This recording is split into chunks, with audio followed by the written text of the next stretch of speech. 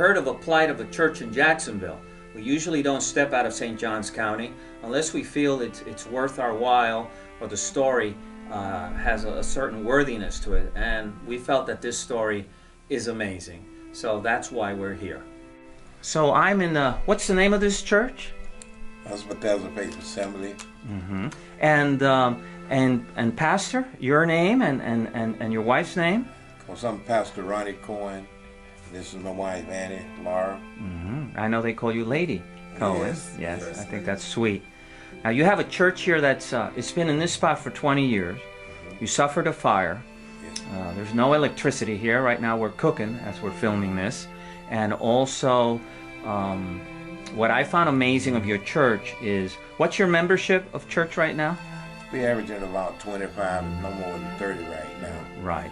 And what I found amazing is that such a small group of people in a neighborhood that's lacking so many services has such an outreach. I believe you've given bed to as many as 600 homeless on a cold winter night. Correct. I see that this was a mattress factory once. Yes, sir. Yes, sir. And you have here kitchens, classrooms, show kids how to sew.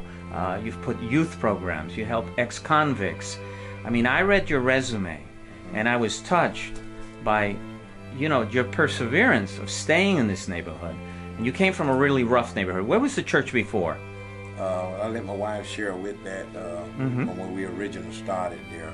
Okay. We started 9050 Cleveland Road in Jacksonville, Florida, a low poverty area. All right.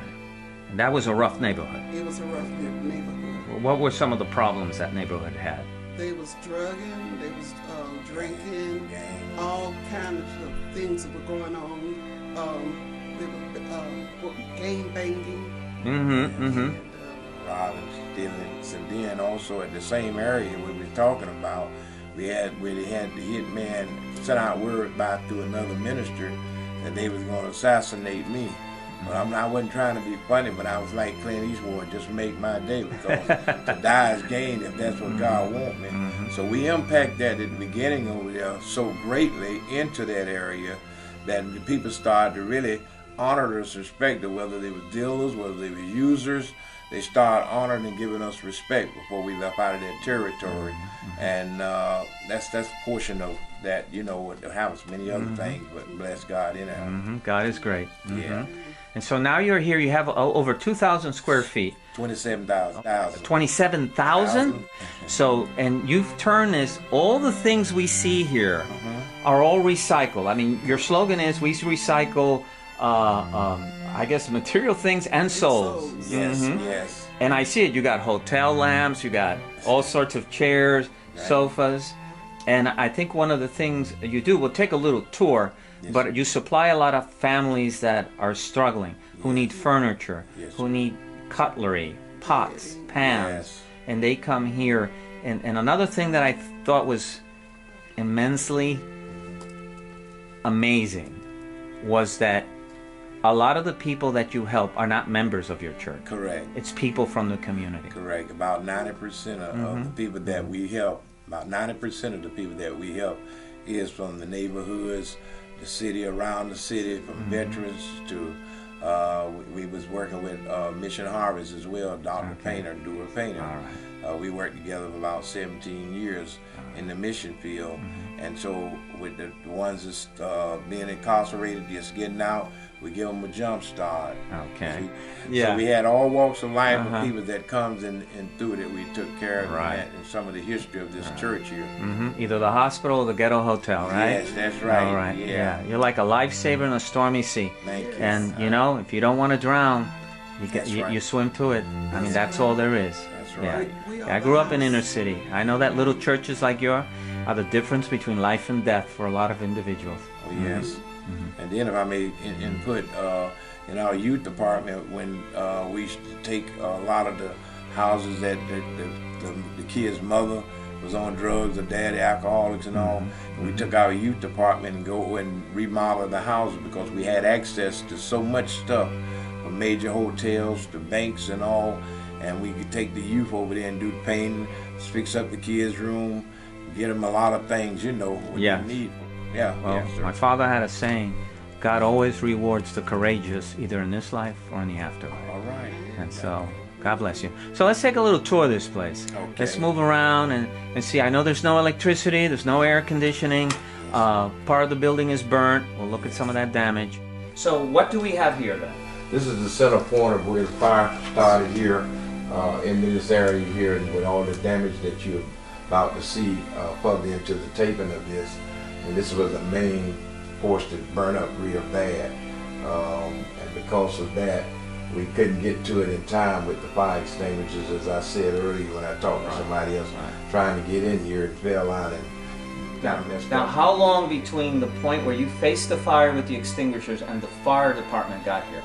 About 20 minutes. My About God. 20 minutes. As an ex-fireman, I am shocked that It's this about 20 did not spread like paper, like fire in a paper mill. Yes. Because there are so many combustibles in this building. Yes, sir. Because you've collected Yes. basically everything that no one wants, and you've recycled it. So Yes, sir. it's here to burn. Yes, sir. It's a miracle. Yeah. And that's why we call it a The miracle is as you walk through this place, the burning smell is only in this area. Everything else, there isn't that sort of after fire smell, and I think that It's amazing. that's strange. Okay, all right. Where do we find ourselves now in this structure?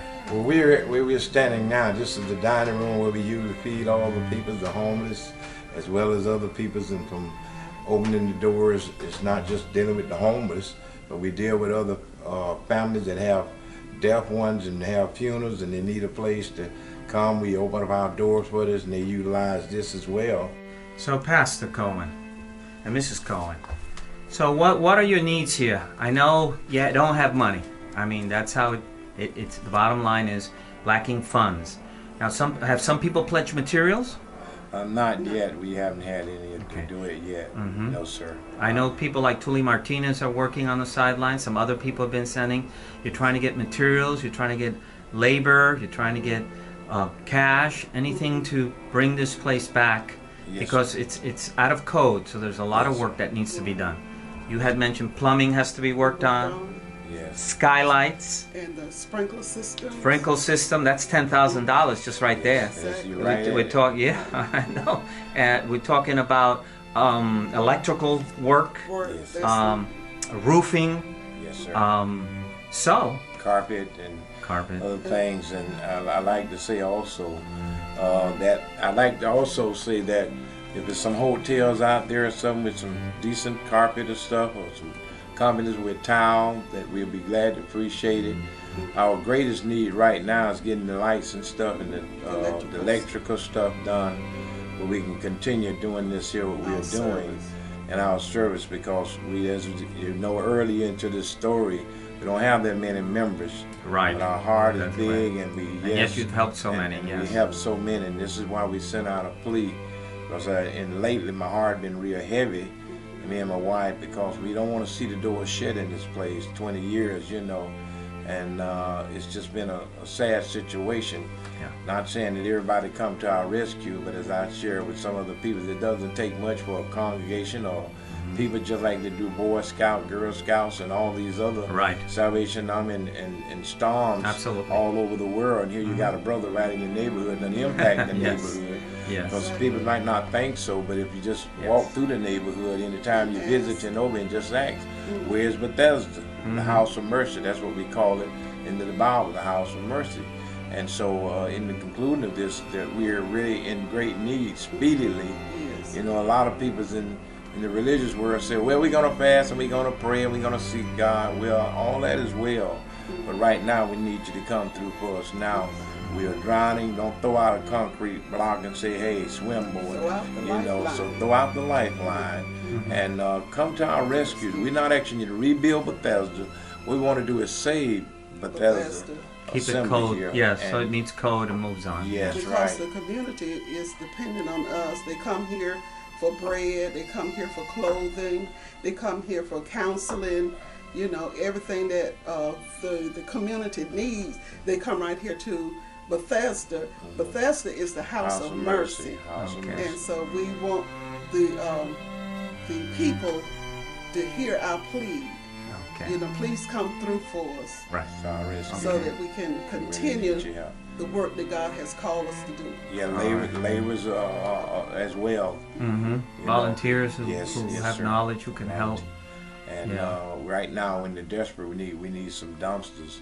Okay. At least 4 dumpsters to get it here started, getting the Pulling rubbish out on stuff. our way. Yeah. Okay.